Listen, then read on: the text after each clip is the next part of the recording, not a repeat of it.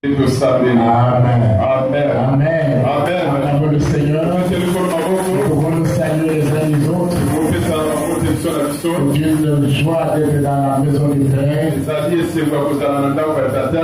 Plusieurs avaient cet évangile, mais ils sont bloqués quelque part. Peut-être c'est la maladie qui le cloue au lit. Peut-être ils se trouvent dans des situations compliquées. Mais Dieu nous a fait grâce. Nous devons lui être reconnaissants. Ce matin, nous allons devoir terminer notre message sur le séminaire que nous avons eu. Nous dirons notre message ce matin dans le livre de 2 Timothée.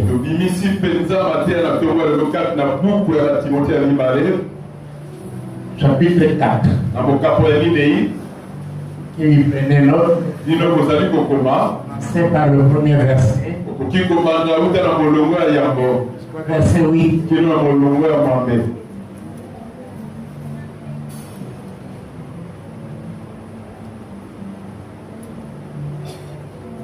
Nous lirons. Lisons, mon Seigneur. Je t'en conjure devant Dieu et devant Jésus-Christ, qui doit juger les vivants et les morts. Et au nom de son avènement et de son royaume,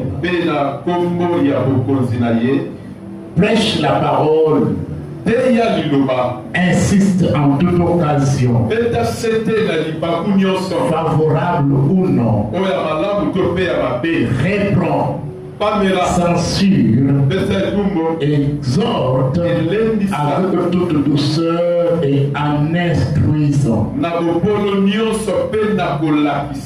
Car il viendra un temps où les hommes ne supporteront pas la saine doctrine,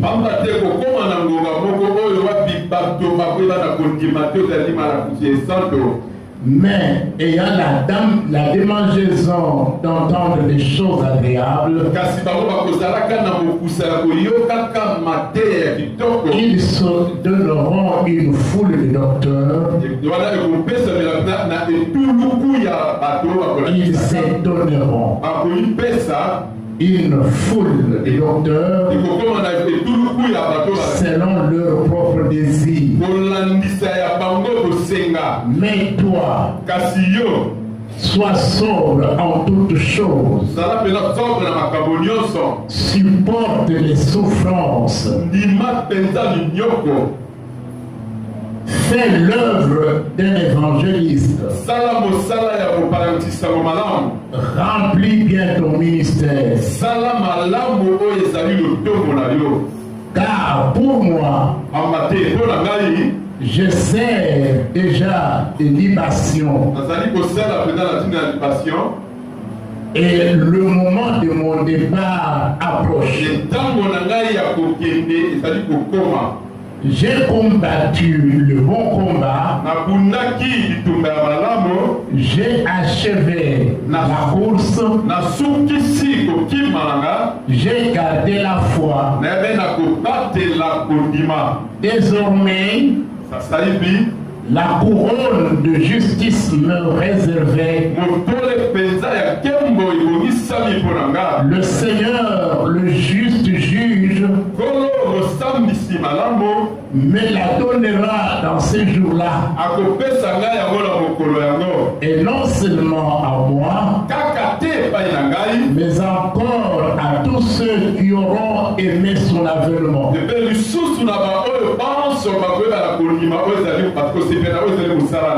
Amen. Amen. Nous pouvons le mettre.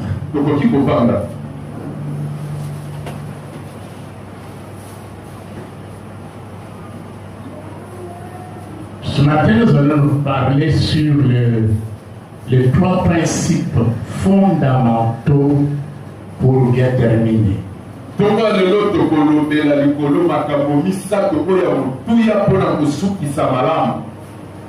3 principes fondamentaux. Je rends gloire à Dieu, le Créateur, lui qui n'a ni commencement ni fin, mais qui demeure éternellement. Je rends gloire à Jésus-Christ,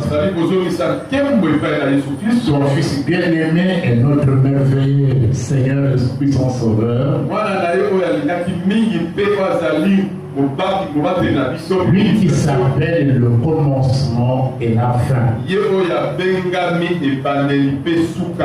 Dieu, en créant le monde, il a installé dans ce monde des principes afin qu'on y vive avec bonheur. Car comme Dieu, après avoir tout créé, à chaque chose qu'il disait, il trouvait que cela était bon. Il a aussi établi des lois, des règles en vue d'une vie harmonieuse et bonne. Ça, c'est ce que Dieu a voulu que le monde soit. Et pour que le monde soit comme il a voulu qu'il soit, il a établi de règles. Il a établi de lois pour que le vivant puisse s'y conformer. Ainsi, mes frères et sœurs, les principes sont en train de réglementer le comportement de l'homme. Les principes réglementent aussi le comportement de tout un peuple.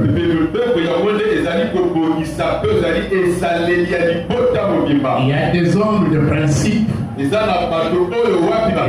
familles de principe. Il y a des peuples qui ont des principes. Le principe, c'est une manière de vivre. C'est un style de vie. Et Dieu a voulu un style de vie pour son peuple. Pour qu'il arrive à atteindre son objectif. Dans cette deuxième lettre de Paul à son enfant dans la foi, Timothée, il annonce dans cette deuxième lettre qu'il était déjà à la fin. Il dit, d'ici peu, je serai livré comme mon sacrifice.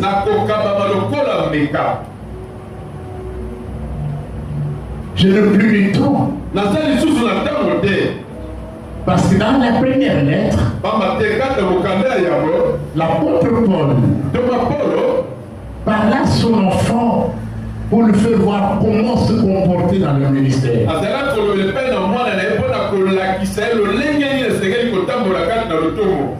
Mais maintenant, ici, quand il se voit vers la fin de son ministère et la fin de sa vie terrestre,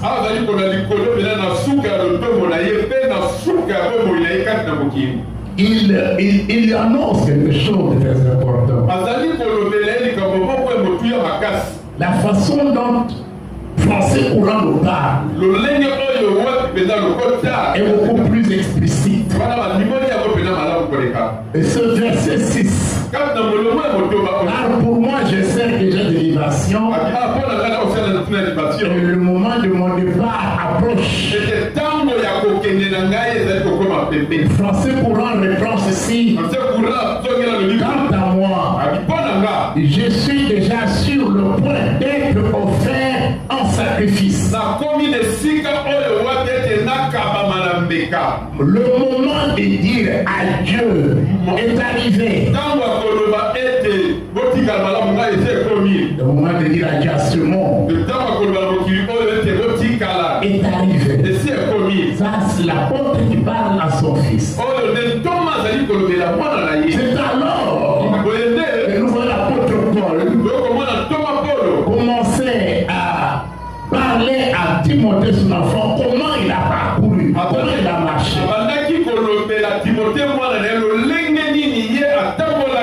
Il a montré à Timothée que sa marche était basée sur les principes.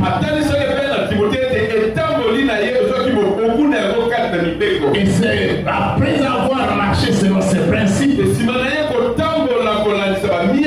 il s'est dit sûr de la récompense qu'il attend. Le vendredi, nous avons dit que la Bible quand elle dit que la fin vaut plus que le commencement. Pourquoi la Bible dit comme ça? C'est parce que c'est à la fin qu'on s'attend à la récompense. C'est à la fin qu'on s'attend au salaire pour le travail qu'on a rendu, pour tout ce qu'on a fait. On arrive à la fin, on s'attend à une récompense ou à un salaire. Parce que Dieu dit que chaque ouvrier mérite son salaire. Et c'est dit que c'est lui qui paye. C'est à moi la rétribution. C'est pour cela l'apôtre Paul, il fait voir à son enfant Timothée que je marchais selon les principes. Le premier principe que l'apôtre Paul fait savoir à son enfant, consiste à combattre le bon combat. Savoir que dans la vie, rien n'est pour rien. Les grandes réussites sont au prix de combat. Et la vie chrétienne, c'est aussi un combat. Tout ce que nous faisons, nous serons butés à des hostilités. Et nous devons nous battre pour surmonter ces difficultés. Pourquoi vous voyez, même dans sa première lettre, l'apôtre Paul avait déjà prévenu son enfant comment il devait marcher.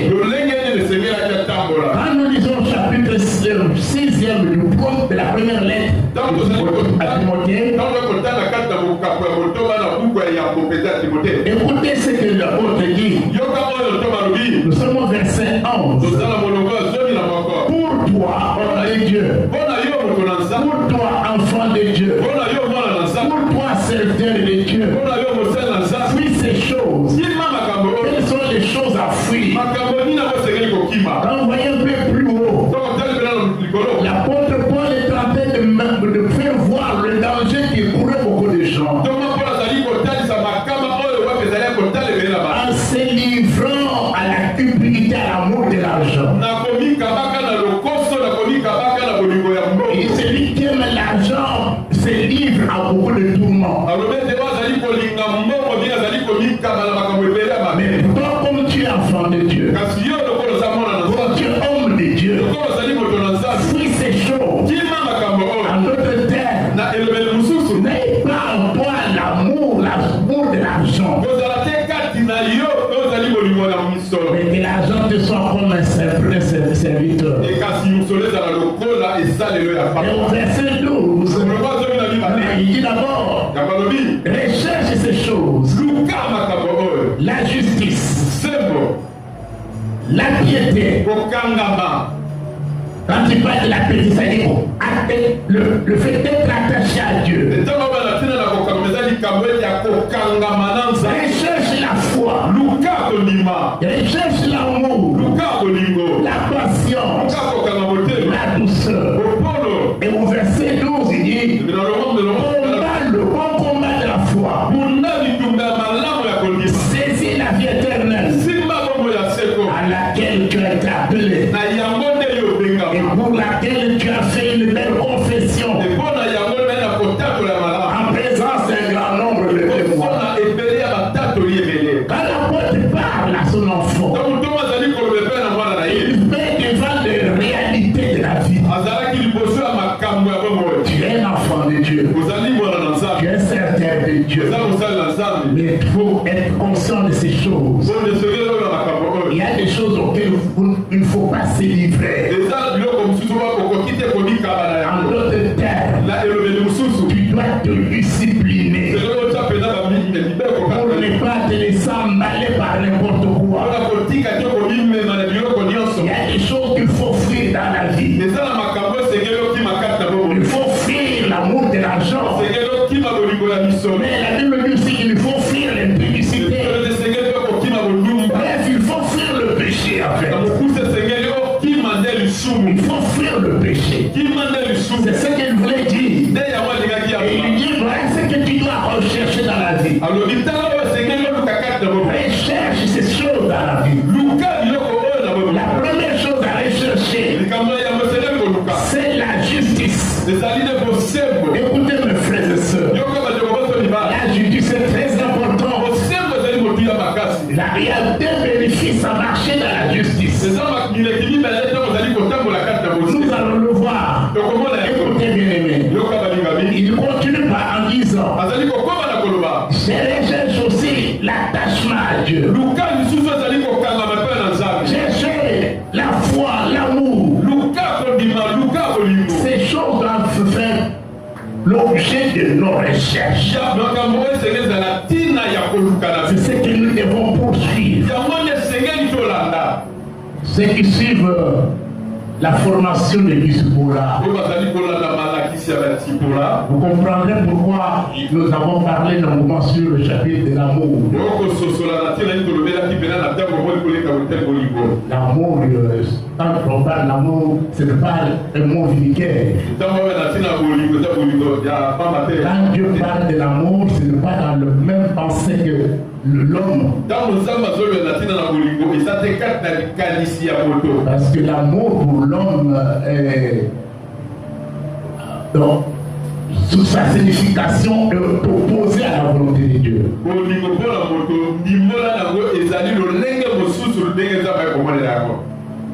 Mais l'amour selon Dieu,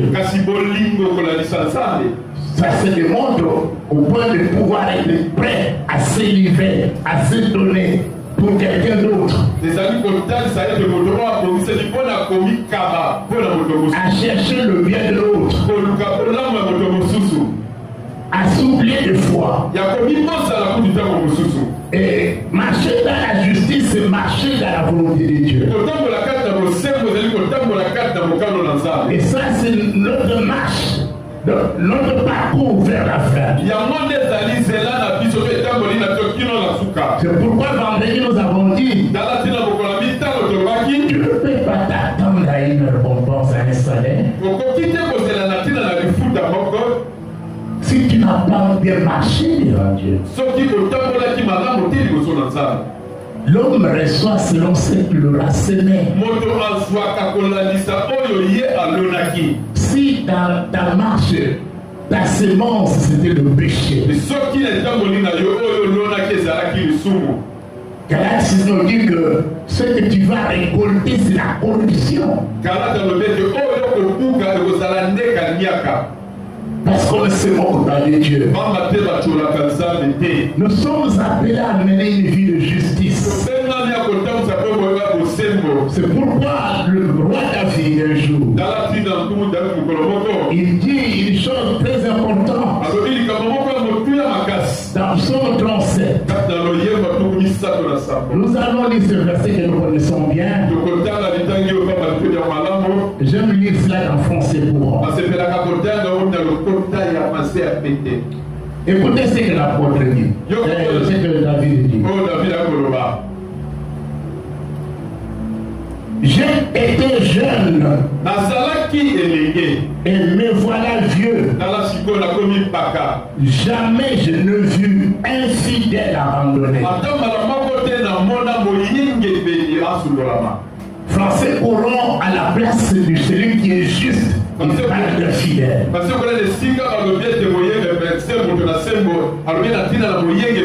En français, on dit, je n'ai jamais vu un juste abandonné. Mais si on parle d'un fidèle, c'est lui qui est attaché à Dieu. C'est lui qui obéit à Dieu, qui honore Dieu. Je ne l'ai jamais vu abandonné. Non pas seulement lui-même, mais ses enfants.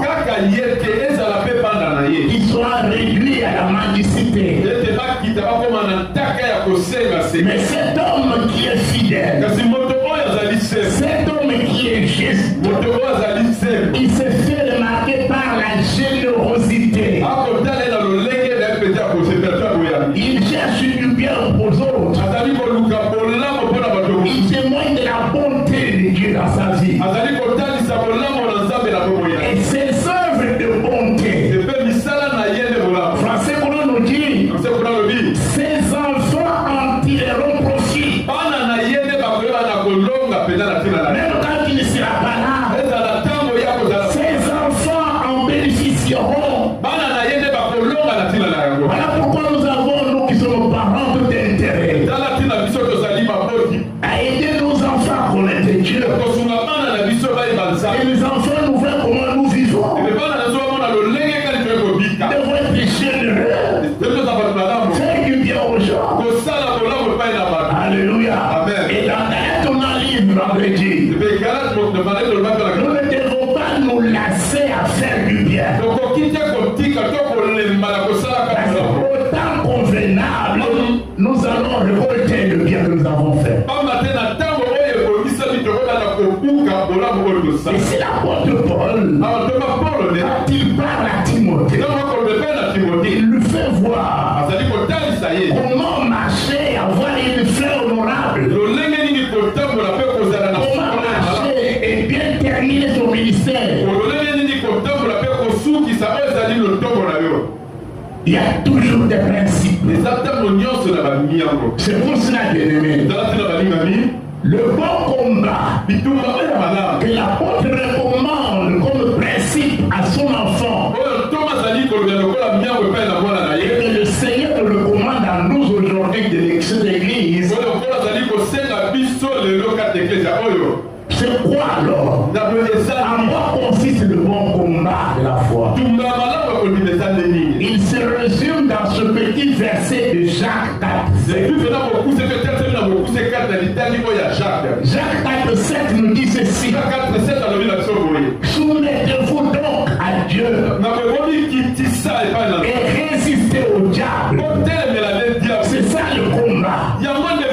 Je suis appelé à résister au diable. Quand il me proposera, quand il cherchera à me désorienter, c'est ma responsabilité de lui afficher une résistance farouche.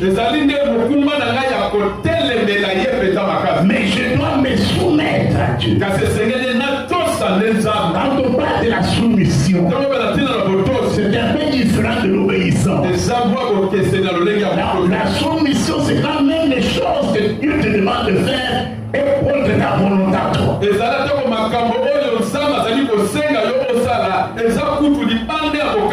Mais pas c'est Dieu qui me le dit. C'est contraire à ma volonté. Je dois me soumettre. Quand on est aux femmes d'être soumises à leur mari,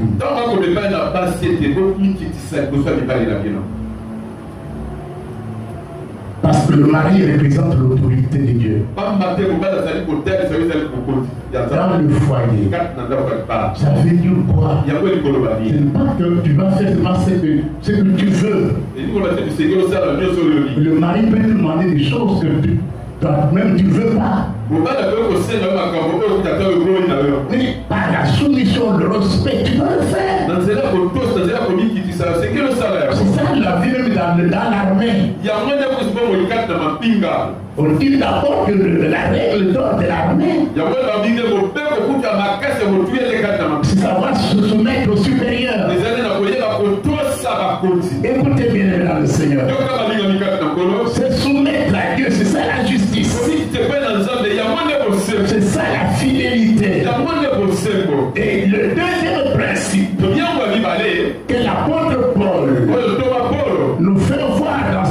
dans cette lettre à son fils Timothée,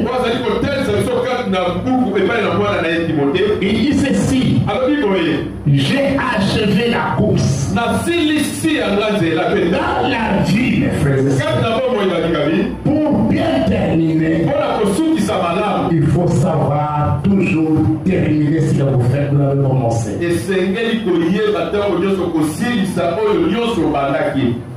On a dit que votre oui soit oui. Après avoir dit oui, après tu reviens, tu dis non. La Bible dit que cela ne vient pas de Dieu, mais il y avait de lui. Pendant que je me pose des questions de voir certains frères dans l'église, ils m'ont pas dit oui, je m'en montré que tu dis sera mon épouse. Et la sœur accepte. Et plus tard, il commence à dire non, c'était une erreur. Non, comment il peut se contredire? Alléluia. Amen. Donc quand on parle achever, ce n'est pas que tout sera facile sur le parcours. Le travail n'est pas facile. Voilà pourquoi nous transpirons. Quand l'apôtre Paul parle du moment difficile qu'il a connu, il a eu affaire aux bêtes féroces. Il a reçu des coups. Il a été lapidé, presque mort. Ça, ce sont des souffrances. C'est pourquoi il y a son enfant. Supporte la souffrance. Ça fait partie de notre parcours de la affaire. Dieu ne peut pas abandonner la foi à cause de la souffrance. Cette souffrance que vous avez, il y en a d'autres qui sont passés par là, mais qui n'ont jamais été, qui n'ont jamais abandonné. Dieu peut permettre un désert, mais ce n'est pas qu'il va nous abandonner. Même dans le désert, il nous rassure de sa présence. Même dans le feu, il dit que le feu ne nous l'embrassera pas parce qu'il sera avec nous. Même dans les eaux profondes, les eaux ne pourront pas nous submerger parce que lui sera avec nous. Et il a témoigné dans la vie de ces Juifs qui étaient dans le pays étranger. C'est juste qui étaient jetés dans la fournaise. Les Seigneurs étaient avec eux. Écoutez mes frères et sœurs, je ne peux pas lâcher l'œuvre à cause de la souffrance. C'est par là qu'on reconnaît celui qui a reçu le mal à peine.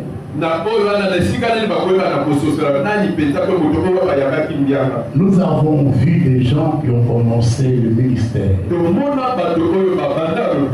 À un moment donné, ils ont abandonné, ils ont fui.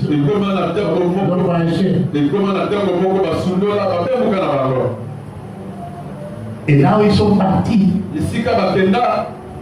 on ne les reconnaît plus comme étant des chrétiens. Dans notre pays, il y a eu pas mal d'aventures de ces gens. Les gens qui abandonnent le ministère. Les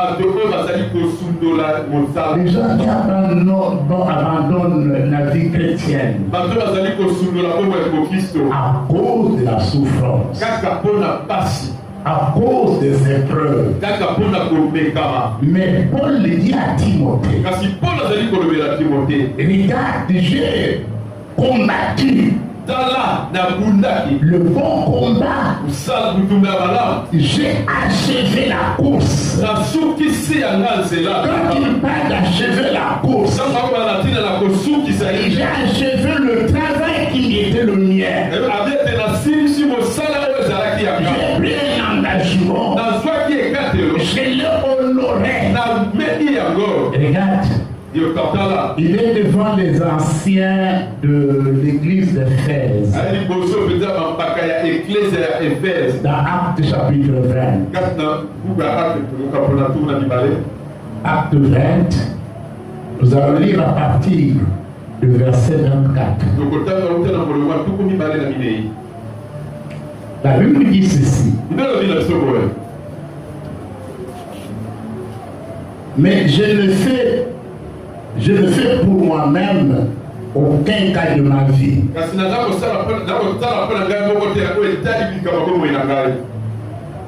Pour dire pour moi, ma propre vie ne me dit rien.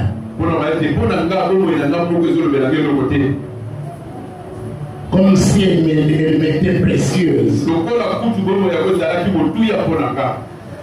Pourvu que j'accomplisse ma course avec joie.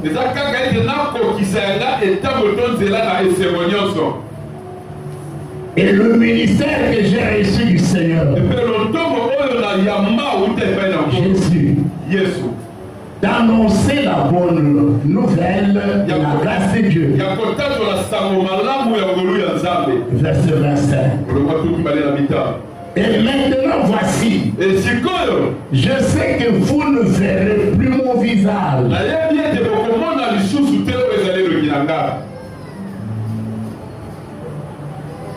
Vous tous au milieu desquels j'ai passé en prêchant le royaume de Dieu.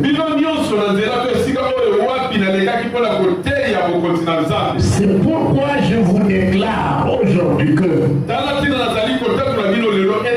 je suis pur du sang de vous tous. Car je vous ai annoncé tout le conseil de Dieu. Sans en rien cacher. Prenez donc garde.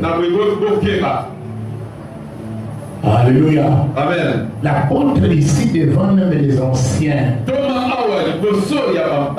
l'église d'Éphèse, il leur recommandait comment ils devaient rester prendre soin de brebis.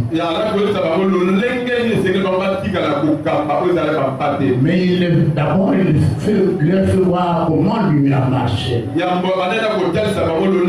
dit que je suis pur de votre sang. Je vous ai donné tous les conseils de Dieu. J'ai achevé ma course. Ça c'est un élément très important. Écoutez mes frères et sœurs. Et quand il parle, j'ai achevé ma course. C'est-à-dire, je suis allé jusqu'à la fin de ma mission. Je ne peux pas fuir mes responsabilités à cause de soi-disant difficultés. Voilà pourquoi notre modèle par excellence qui est Jésus-Christ notre Seigneur,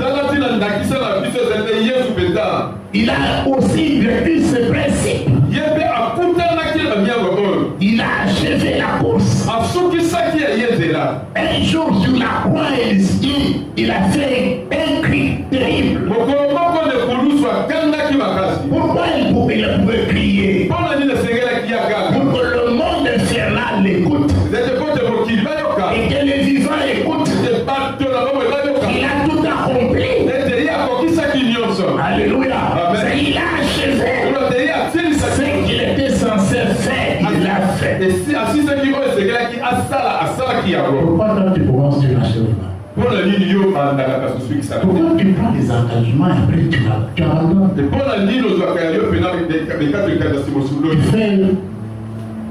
Tu donnes des arguments à cause des difficultés, à cause de problèmes.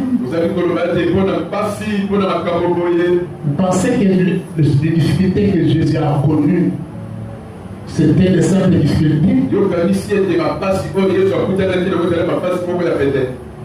Et quand un fils de Dieu dans la chair, il dit, Père, éloigne de moi cette coupe s'il te plaît.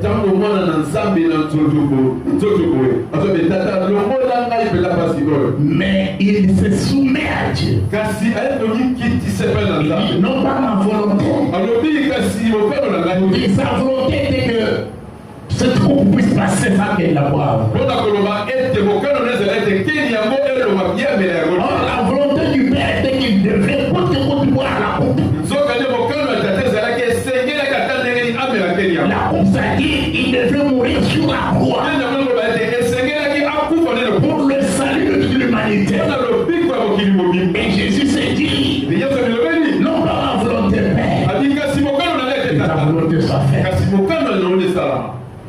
Et un jour, il s'est dit, que dirais-je que cette coupe passe sans que je la boive? Mais c'est pour cela que je suis venu jusqu'à cette heure. Jésus connaissait sa mission. Ce qu'il faisait, il le faisait pour le terminer. Et nous, en tant qu'enfants de Dieu, nous devons nous laisser inspirer par Dieu. Quand je me reconnais dans une bonne voie, quand je me reconnais que le Seigneur m'approuve dans cette voie, quelles que soient les difficultés, quel que soit le problème, je veux persévérer. Mais en comptant sur ce même Dieu, parce que mes forces viennent de lui. Ce n'est pas par nos propres forces. Lui-même il dit que ce n'est pas par votre force. Alléluia. Mais il c'est par mon esprit. Achevez, mes frères. Ça c'est le très important. Jésus a crié, tout est accompli.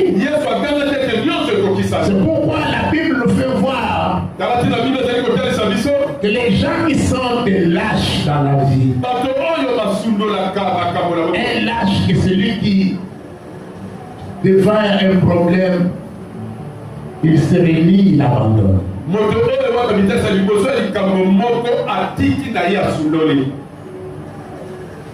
Je lisais dans Apocalypse,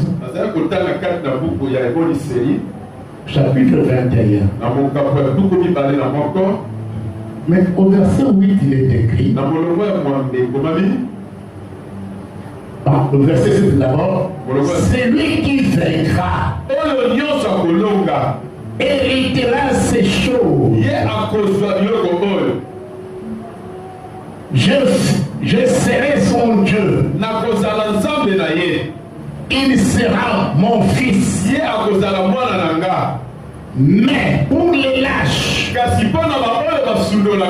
les incrédules, les abominables, les meurtriers, les débauchés, les magiciens, les magiciens et même les sorciers sont inclus,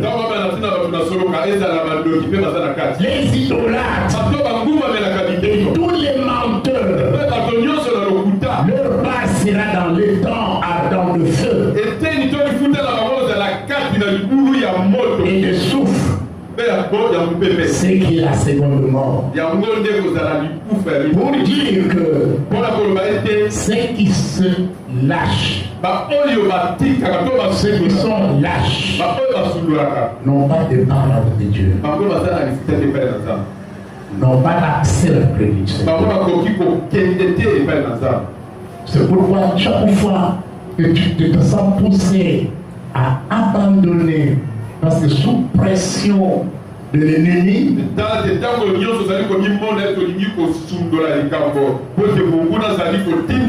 peux te lever et dire, je ne lâche pas. Je compte toi sur toi, Seigneur. Je ne veux pas abandonner. Je ne veux pas reculer. Parce que je sais que je ne suis pas seul. Seigneur, je compte sur toi. Oui. Alléluia. Amen. Tu dois faire cette confession même à haute voix. Mais pas lâcher. Le troisième principe, l'apôtre Paul parle à son enfant Timothée pour bien terminer. Paul lui-même a bien terminé. Il dit j'ai gardé la foi. Il s'agit de bien garder la foi. La foi, nous l'avons toujours. C'est notre marque de confiance en Dieu Tout-Puissant.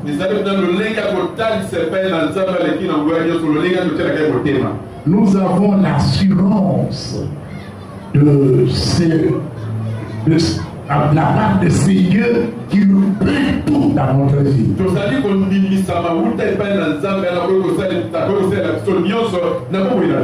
Et ça va même influencer notre façon de vivre. Écoutez mes frères et sœurs, garder la foi exige la vigilance. Parce qu'on peut perdre sa foi. Nous allons voir dans la Bible, Paul parlait de ceux qui ont même perdu la foi. La foi doit toujours être alimentée. Ce qui alimente la foi, c'est la parole de Dieu. Alléluia. Cet attachement à la parole de Dieu. Parce que la foi vient de ce qu'on entend. Et ce qu'on entend vient de la parole de Dieu. Donc la foi elle-même, ça fait c'est un don de Dieu. C'est une chose de recevoir un don. Mais c'est une autre chose de savoir garder ce qu'on t'a donné. C'est pourquoi Jésus dans l'Apocalypse dit quelque part, pense comment tu as reçu ce que tu as reçu.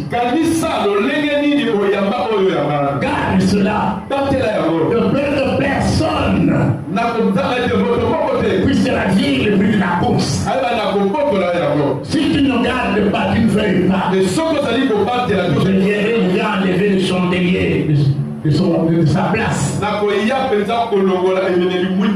Donc la foi exige que nous puissions exercer le discernement des choses. Parce que la Bible nous dit, n'ajoutez pas foi à tout esprit. Donc celui qui perd la foi, il perd sa relation et même sa communion avec Dieu. C'est pourquoi l'apôtre Paul fait cette recommandation à Timothée. Dans 1 Timothée, chapitre 1, verset 18 à 20, il dit, la recommandation que je t'adresse, Timothée, mon enfant selon les prophéties, est fait personnellement, précédemment à ton sujet, c'est que d'après elle, tu combattes le bon combat en gardant la foi. Et une bonne conscience. Cette foi, cette conscience, quelques-uns l'ont perdue. Ils ont fait naufrage par rapport à la foi. De ces nombres sont Hyménée et Alexandre, que j'ai livré à Satan afin qu'ils apprennent à ne pas blasphémer. Donc, il y a eu des gens qui ont dû abandonner la foi. Celui qui abandonne la foi, il n'a plus de conscience. Il peut commettre le péché sans le dire rien. Tout ce normal. C'est-à-dire, soit quelqu'un qui se dit enfant de Dieu, mais qui est à l'aise dans la vie du péché. il n'est plus dans la foi. Il peut être dans l'église. Il peut être réglé dans l'église. Mais ce n'est pas le fait d'être dans l'église qui montre qu'il regarde la foi. Ce qui démontre que tu as la foi en Dieu. Tu as confiance en ce Dieu. Ça va se faire voir dans ta façon de marcher.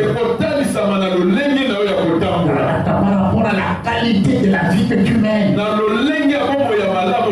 Est-ce que Dieu est honoré par votre vie? Est-ce que Dieu est honoré par vos comportements? Et Paul parle à Timothée. Je te fais une recommandation. Que tu puisses combattre le bon combat. Comme le bon combat consiste à se soumettre à Dieu et c'est au diable. Et prends soin de bien garder la foi. Avoir toujours confiance en Dieu. Alléluia. Amen. C'est tellement très important. Si nous retournons dans Psaume 37,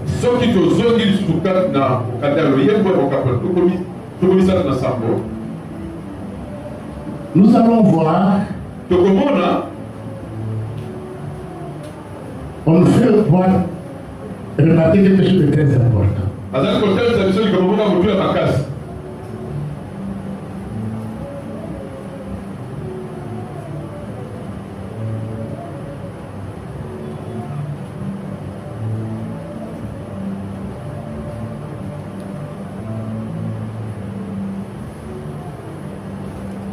Au verset 37 de Psaume 37,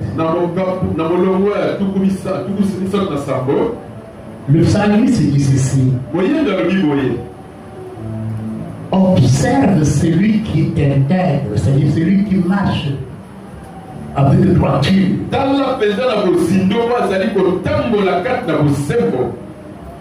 Et regarde celui qui est droit. Car il y a une postérité pour l'homme de paix. Mais les rebelles sont tous supprimés. La postérité des méchants est retranchée. Le salut des justes vient de l'Éternel. Il est leur protecteur au temps de la détresse. Alléluia. Amen. Donc quand je marche dans la crainte de Dieu, quand je marche droitement avec le Seigneur, il y a des conséquences merveilleuse à cela. La première conséquence, il y a une postérité. Tu auras une descendance. Il y a des gens qui vont se reconnaître en vous. Écoutez mes frères et sœurs. Mais au verset 39, il dit: le salut des justes vient de l'Éternel. Il est leur protecteur au temps de la détresse. Pendant qu'il y a une détresse qui se prépare sur ton chemin, Dieu se dirige en protection pour vous.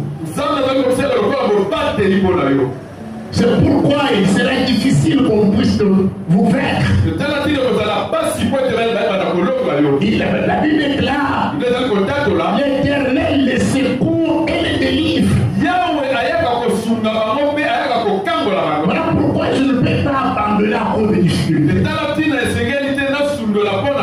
Je ne peux pas abandonner à cause des problèmes. Vous savez, ce ministère, nous avons souffert. Je ne dis pas que ce n'est pas la fin de la souffrance. J'habitais Kasavubu. Quand je commençais par la grâce du Seigneur cette œuvre ici, à l'époque,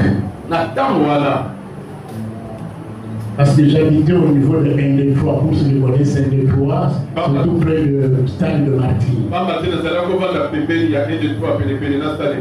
Avenue de l'enseignement. C'est là que je restais. J'ai loué une maison là. Et je faisais chaque jour le pied des là jusqu'ici. Même le jour du culte, après le culte, les offrandes ne permettaient pas que je prenne un transport pour retourner. Et parfois je faisais surpris par des pluies torrentielles. Je me rappelle un jour, j'ai failli tomber dans une fosse sur l'avenue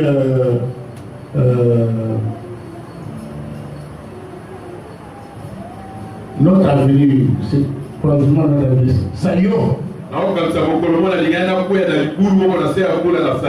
Tout près de centre des Kibangistes. Il pleuvait abondamment. J'étais vraiment trempé dans l'eau. On a souffert. Et comme je dis, la souffrance fait partie de notre parcours. Un jour, celui qui était comme mon collaborateur du papa,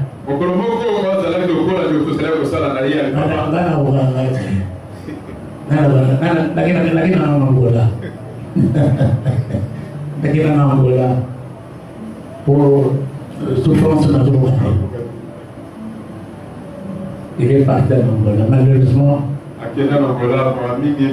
il n'est plus dans la foi telle que je l'avais connu. Mais j'ai fait une grâce personnelle. Alléluia. Amen.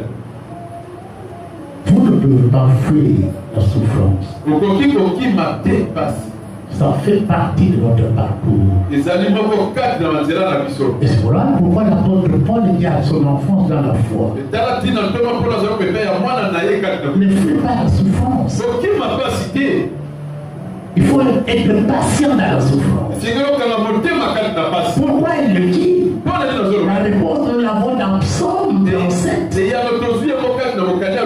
La Bible nous dit: l'Éternel les secoue et les délivre. Alléluia. Amen. Nous pouvons nous attendre au secours de Dieu. C'est là l'importance de la foi. Je me trouve dans cette situation, mais je sais que cette situation est passagère. Le meilleur est devant moi. Alléluia. Amen. Je ne peux pas penser que le meilleur est derrière moi. C'est l'erreur qu'Israël avait fait. Il pensait que le meilleur c'était quand il était en Égypte. Alors que le meilleur était Canaan qui était devant eux. Alors il y a eu une confusion. Il y a eu un groupe qui cherchait à rentrer en Égypte. Parce qu'il s'est rappelé de concombre qu'il mangeait là-bas. Alléluia. Amen. Il pensait au viande qu'il mangeait là-bas. Mais un jour, Moïse leur dit: le pays dans lequel vous allez entrer, prendre possession, n'est pas comme l'Égypte d'où nous venons. Parce que ce pays dans lequel vous allez entrer, c'est un pays de montagne et de vallée. Les yeux de l'Éternel sont sur ce pays. C'est un pays où coule le lait, le miel. Ils ont pris connaissance de miel en Canaan, non pas d'Égypte.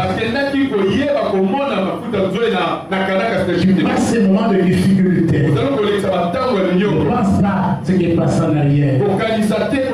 C'est pourquoi Isaïe nous dit, je fais une chose, j'oublie ce qui est passé. Et Dieu même fait enfin une recommandation. Ne pensez pas aux événements passés. Car je veux faire des choses nouvelles. Les choses nouvelles sont devant. C'est là que nous trouverons notre joie, notre consolation. Alléluia. Amen. C'est cela, mes frères et sœurs. La conséquence de l'observation de ces principes. Apôtre Paul affiche une ferme conviction au sujet de sa récompense. Il a cette conviction. Il dit à son fils Timothée, désormais, la couronne de justice m'est réservée.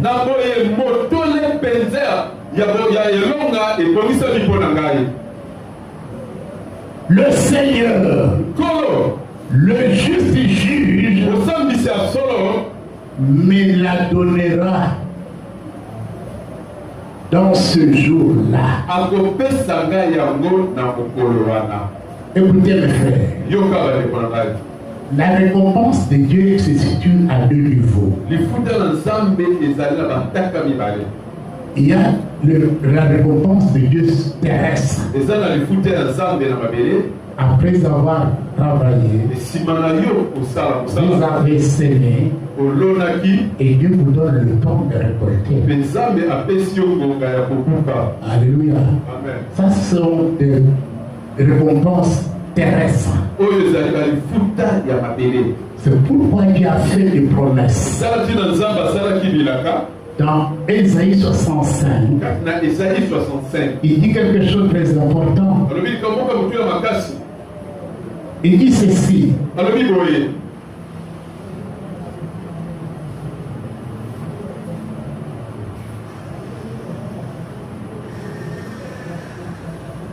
Il n'y aura plus ni enfant ni vieillard qui n'accomplissent leur jour. Ils sont au verset 20. Ésaïe 65. Ésaïe 65, verset 20. Qui n'accomplissent leur jour. Car celui qui mourra à 100 ans sera jeune, et le pécheur âgé de 100 ans sera maudit.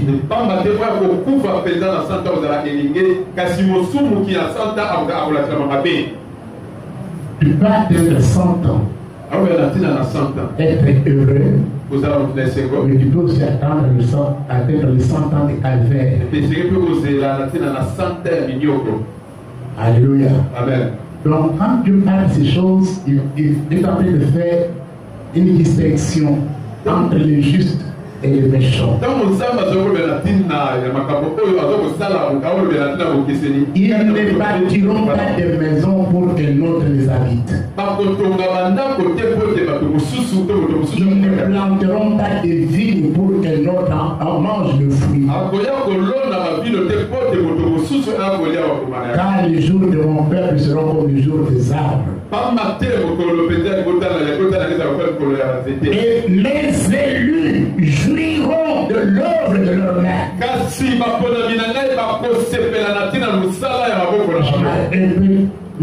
Entendons d'abord bien.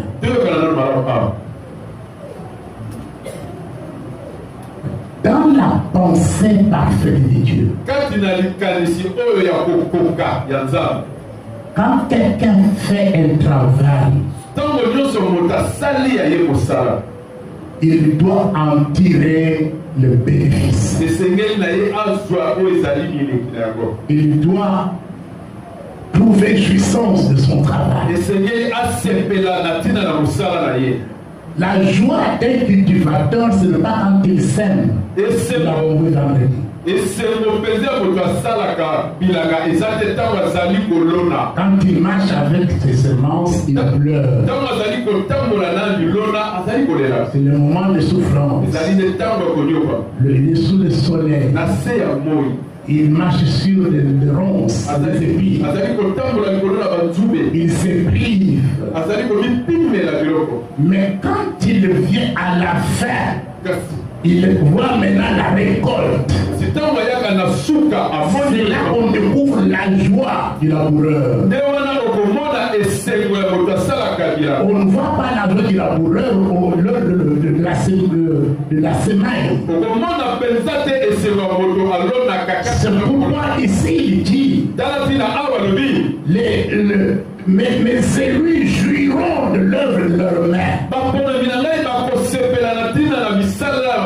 Je prophétise sur vous en qualité de ce votre Père spirituel. Tout le travail que vous faites jusqu'à la fin, le Seigneur, malgré toutes les larmes que vous rencontrez, il aura une serviette pour vos yeux, vos larmes. Dieu dit, vous ne vous rappellerez plus du temps de détresse, du malheur, de la honte de votre jeunesse. Vous ne vous en souviendrez plus. Vous savez qu'il y a une joie qui peut vous faire oublier le passé. Le passé, on commence à raconter comme une histoire. Parce que vous vivez notre réalité. Alléluia. Amen. C'est lui qui peut s'opposer à que vous ne puissiez pas jouir de votre travail. Que Dieu le rencontre. Que Dieu s'occupe de lui. Quand tu pleurais, quand tu te brisais, tu ne voulais pas t'habiller, tu ne pouvais pas apparaître avec élégance parmi les gens, parce que tu acceptais les sacrifices en vous investissant dans votre travail, dans vos enfants, dans le ministère. Et il y a quelqu'un qui s'élève pour combattre ta joie. Que le Seigneur s'occupe de lui. Alléluia. Amen. C'est ça la volonté de Dieu. C'est pourquoi l'apôtre Paul, il dit cela. Il est content quand il parle que la couronne me réservée. Il ne dit pas avec tristesse. Il dit à Timothée, souffre comme moi je souffrais, marche comme moi je marchais. Ouais, comment moi je marchais. Mais aujourd'hui, j'attends ma couronne. Je suis sûr, ce jour-là, mon Seigneur, le juste juge, me la donnera. Il est dans l'attente. Je suis avec un visage ouvert, un visage joyeux, à cause de cette grande récompense. Alléluia. Amen. La Bible dit, c'est que là, un athlète pour être récompensé, avoir sa coupe, il doit avoir combattu selon les règles. Et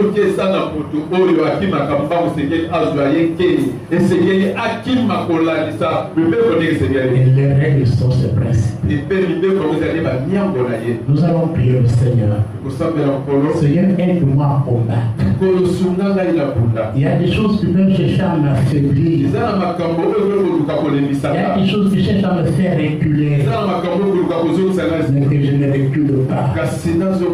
Je veux compter sur toi et résister au diable. Seigneur, aide-moi. Quand je prends un engagement, que je puisse l'honorer. Quand je prends un engagement de te servir, que j'aille jusqu'à la fin. Seigneur, je ne veux pas être quelqu'un qui commence une chose et qui abandonne. Aide-moi. Je veux réussir.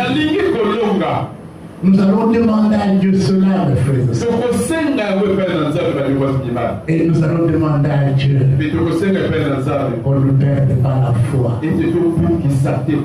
Alléluia. Ceux qui ont perdu leur foi, on dit que je les ai livrés à Satan pour qu'ils apprennent à ne pas blasphémer. Blasphémer, c'était quelqu'un qui est un athée et un incrédule. C'est lui qui blasphème, c'est l'incrédule. Il ne connaît pas la valeur du sacré.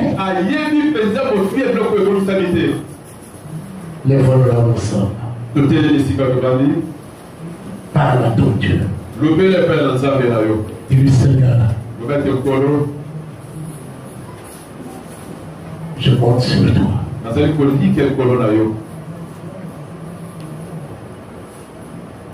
Revois tous les engagements.